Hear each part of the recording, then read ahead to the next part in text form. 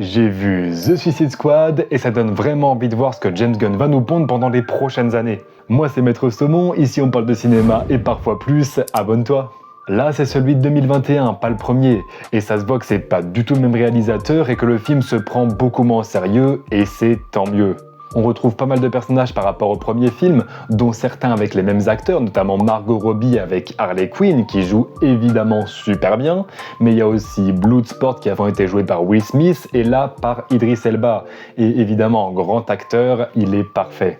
À leur côté, on retrouve d'autres personnages moins connus du grand public, mais tout aussi intéressants à suivre pendant ce film. Et surtout, le gros point fort, c'est leur alchimie qui est super drôle. C'est une team de méchants, donc ils sont tous complètement fous, complètement barrés, et ils s'en foutent de tout, et c'est ça qui fait leur force.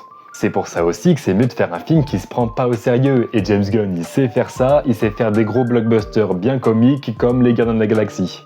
En ce qui concerne le scénario, à la base c'est plutôt cohérent. Leur mission est logique et ce pourquoi ils s'engagent aussi. Bon après, quand on arrive à la fin, ça casse tout et ça devient complètement débile. Le combat contre Staros le Conquérant n'a aucun sens, mais c'est pas grave, c'est super fun. En tout cas voilà, si tu poses ton cerveau, c'est super marrant, les blagues sont très efficaces. Je vous le conseille si vous voulez passer une soirée tranquille avec un bon film. Abonne-toi!